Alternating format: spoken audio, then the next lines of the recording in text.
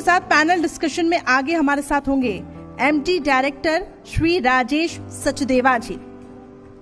22 साल पहले जब देश में रासायनिक खादों से बीमारियां बढ़ने लगी तो राजेश सचदेवा जी ने ये ठान लिया कि इस समस्या को जड़ से खत्म करना है और इसके लिए इन्होंने काम किया। एमडी बायोकॉल प्राइवेट लिमिटेड के राजेश सचदेवा भी आगे हमारे साथ जुड़ेंगे और इसके साथ ही राहुल धानुका जी वो भी हमारे साथ इस पैनल में कनेक्ट होंगे। धानुका एग्रीटेक लिमिटेड के सीईओ है और देश भर में अपने 6500 डिस्ट्रीब्यूटर्स और इसके साथ ही 75,000 से ज्यादा डीलर्स के साथ धानुका एग्रीटेक लिमिटेड ने एक ब्रांड स्थापित की है। एमडी बायोकॉल राजेश सचदेवा जी के एक एवी हम आपको दिखाते हैं कि किस तरीके से कृषि क्षेत्र में उन्होंने एक अहम योगदान दिया और इसके बाद पैनल डिस्कशन की तरफ हम बढ़ेंगे जो कि मेरी सहयोगी प्रिया मॉडरेट करेंगे। लेकिन सबसे पहले देखते हैं एवी।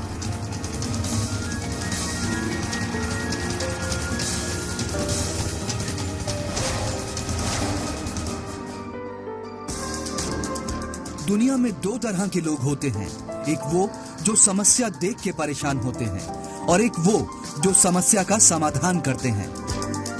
आज से 22 साल पहले जब देश में रासायनिक खादों से बीमारियां बढ़ने लगी तो राजेश सचदेवा और नरेश सेठी ने यह ठान लिया कि समस्या को जड़ से खत्म करना है। उन्होंने गांव-गांव जाकर किसानों के बीच ऑर्गेनिक तरीकों से खेती करने के बारे में जागरूकता फैलानी शुरू की। साथ ही ऑर्गेनिक और बायो प्रोडक्ट्स की गुणवत्ता बढ़ाने पर काम किया, जिससे किसानों की लागत कम हुई और आय दोगुनी हुई। आज एमडी बायोकॉल्स देश भर में 20 लाख से भी ज्यादा किसानों को अपने उत्पादों से लाभ पहुंचा रहा है। एमडी बायोकॉल्स प्राइवेट लिमिटेड के राजेश सचदेवा और नरेश सेठी आज सिर्फ किसान ही नहीं, उद्यमियों के लिए भी एक मिसाल बनकर उभरे हैं।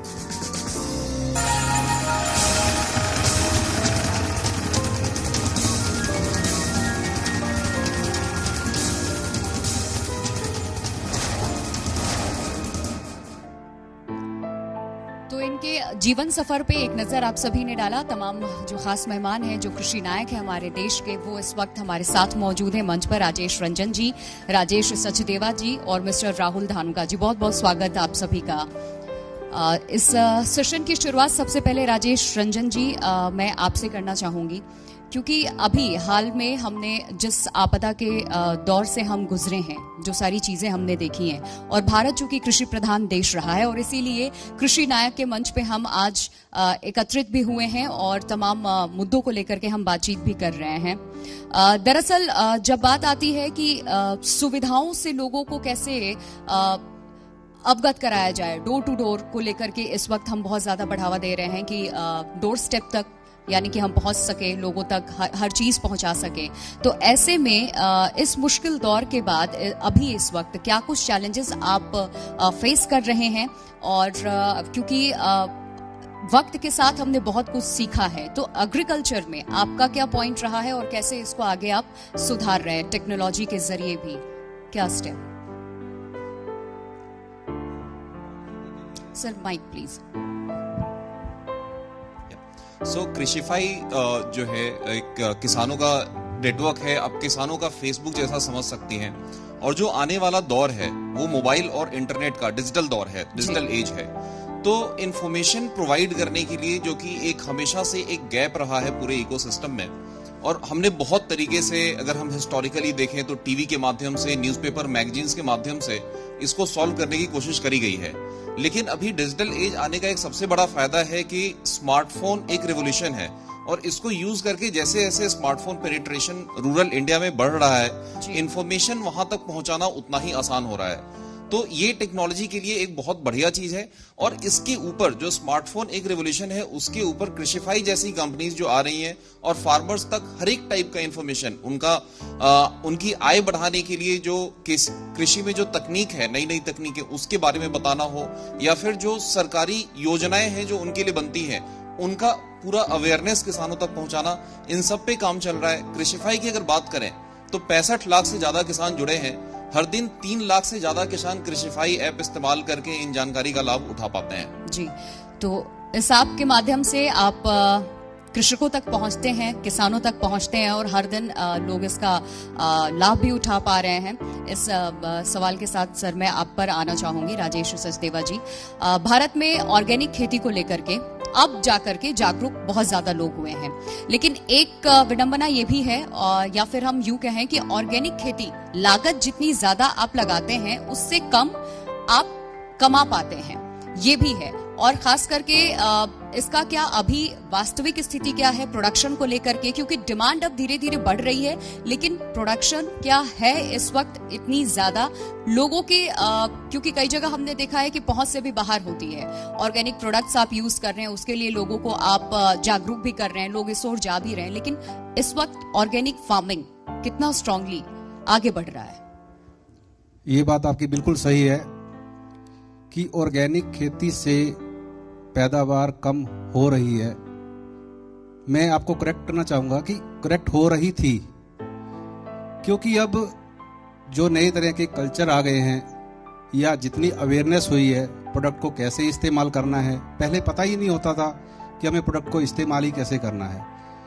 जब से हमारी ये मोदी सरकार आई है, इन्होंने भी काफ़ी अवेयरनेस की है। अभी कृषि मंत्री जी ने भी ऑर्गेनिक फार्मिंग के बारे में बताया कि बड़ी बड़ी स्कीमें लेके आ रहे हैं, लेकिन हम तो इस इंडस्ट्री के साल पिछले 22 सालों से जुड़े हुए हैं।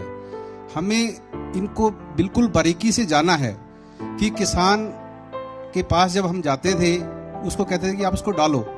जैसे आज से कुछ समय पहले रासायनिक खादें आई थी, जबरदस्ती उनको डलवाया जाता था, सेम उसी तरीके से ऑर्गेनिक खादों को हमने डलवाया है।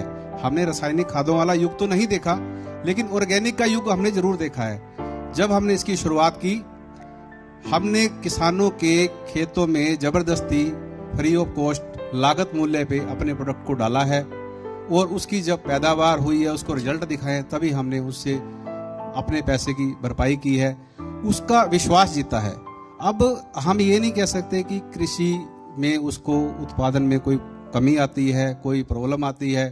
हाँ, ये जरूर है कि वो किस कंपनी का प्रोडक्ट खरीदता है, कैसा प्रोडक्ट खरीद रहा है, वो उसके ऊपर डिपेंड करता है। अगर वो अपनी सूझबूझ के साथ अच्छे प्रोडक्ट को खरीदता है तो मैं ये कहूँगा कि उसकी लागत बिल्कुल भी कम नहीं होगी। बिल्कुल, इस पर भी आगे मैं बात करूंगी कि किस तरीके से आप लोगों को, जो किसान हैं उनको जागरूक भी कर रहे हैं और अपने साथ जोड़ भी रहे हैं कि ऑर्गेनिक खेती की तरफ बढ़ा जाए। मैं आपके पास आऊंगी धानुका जी, मिस्टर राहुल धानुका। आपके सफर के बारे में आपसे इसलिए हम जानना चाहेंगे क्योंकि धानुका एग्रीटेक लिमिटेड, जिसका जिक्र फोर्ब्स मैगजीन ने भी किया, दुनिया की बेहतरीन कंपनियों में आपका नाम भी शुमार है, तो सफर पे एक नजर। Thank you, Zee Hindustan, to give this platform and talk about the journey of Dhanuka Agritech Limited, which started way back in 1980. मैं माननीय मंत्री जी का भी धन्यवाद करना चाहूँगा यहाँ आकर के हम सभी को सम्मानित करने के लिए। जो मंत्री जी ने एक चीज़ नहीं कही कि सरकार ने जो काम किया मार्च 2020 के अंदर, जो एक बहुत मुश्किल पीरियड था लॉकडाउन के समय, उस समय लॉकडाउन में सरकार ने कुछ एसेंशियल कमोडिटीज़ डिक्लेयर करी, और बिल्कुल सबको विश्वास था कि खाद्यान्न और दवाई, ये दो एसेंशियल कमोडिटी सरकार डिक्लेयर करेगी। आश्चर्यचकित तो हम भी रह गए जब सरकार ने उसी के साथ में एग्रीकल्चर इनपुट्स को भी एसेंशियल कमोडिटी डिक्लेयर किया। Farmer was going in for harvesting at that point of time, farmer was preparing for the next crop at that point of time, और उस समय fertilisers, agrochemicals, seeds, all agri inputs were declared essential commodity by the central government. इसका फायदा ये हुआ कि सभी राज्यों में, सभी क्षेत्रों में कृषि व्यवस्था सुचारू रूप से चलती रही। जहां पे भी हमें जरूरत पड़ी, हमने केंद्र सरकार के आदेश को दिखा करके डिस्ट्रिक्ट मजिस्ट्रेट, डिस्ट्रिक्ट कलेक्टर्स, उनकी सहायता ली और अपने विक्रेताओं तक दवाई पहुंचाई और किसानों तक अपना लाभ पहुंचाया। धानुका पिछले 40 वर्षों से लगातार यही प्रयास कर रही है कि किसानों को उसकी ज़रूरत के समय कैसे सही उत्पाद और उस उत्पाद को प्रयोग करने की टेक्नोलॉजी पहुंचाई जा सके। और कृषि नायक का सम्मान यहाँ पे दिया जा रहा है। मैं कहना चाहूँगा कि हमारे बीच में श्री माननीय आदरणीय नरेंद्र तोमर जी बैठे हुए हैं। सही मायनों में ये विचार शैली रखने के लिए कृषि नायक तो आप हैं, आपका हार्दिक धन्यवाद। बिल्कुल। और मैं वापस आपका रुख करूंगी राजेश सचदेवा जी, क्योंकि बात हम कर रहे हैं ऑर्गेनिक फार्मिंग को लेकर के, खेती को लेकर के, तो इसको आगे कैसे आप बढ़ा रहे हैं, क्योंकि कृषि मंत्री भी हमारे साथ मौजूद हैं। अब इस ओर हम ध्यान भी दे रहे हैं कि आपको अच्छी चीजें मिलेंगी, आप सेहतमंद रहेंगे, ऑर्गेनिक फार्मिंग की तरह आप बढ़िए। लेकिन दिक्कत यही आ रही है, जिस चीज का मैंने भी पहले जिक्र किया था, आपने भी माना है कि कहीं ना कहीं जो लागत है आपकी वो उतनी ज्यादा आप नहीं कमा पाते हैं। ध्यान इस ओर भी है कि जो किसान अगर कुछ उपज उनकी हो रही है तो उस उपज से उनकी आमदनी ज्यादा से ज्यादा हो सके, क्योंकि कृषि प्रधान देश है और हमेशा किसानों को लेकर के ये कहा जाता रहा है कि कहीं ना कहीं वो फार्मिंग की तरफ तो हमेशा से रहे हैं, जो आय है उनकी वो नहीं हो पाती है। और बीते कुछ दिनों में हमने देखा भी है, किसानों ने अपनी हक की आवाज को भी उठाया था। और चूंकि कृषि मंत्री जी हमारे साथ हैं, तो इस चीज को मैं आपके नजरिए से समझना चाहूंगी कि आप कैसे इसको आगे लेकर जा रहे हैं, सरकार से आप क्या चाहते हैं, कि क्या सरकार की तरफ से वो सपोर्ट सिस्टम आप लोगों को मिलना चाहिए। मैं आपके माध्यम से ये बात कहना चाहूंगा कि हम लोगों को फर्टिलाइजर और पेस्टिसाइड की तरह ट्रीट ना किया जाए, क्योंकि ये हमारी इंडस्ट्री के लिए बहुत बड़ी रुकावट है। बायो फर्टिलाइजर को पेस्टिसाइड या फर्टिलाइजर के नज़रिए से उसी एक्ट के तहत देखना इंडस्ट्री के लिए बहुत ही पीड़ादायक मैं कहूँगा कि है, क्योंकि वो चीज़ें हम लोगों के लिए करना उचित नहीं है। जैसे कि मैं आपको बताना चाहूँ कि हमारा जो बायो फर्टिलाइजर होता है उसकी एक शेल्फ लाइफ होती है 6 मंथ या 1 साल।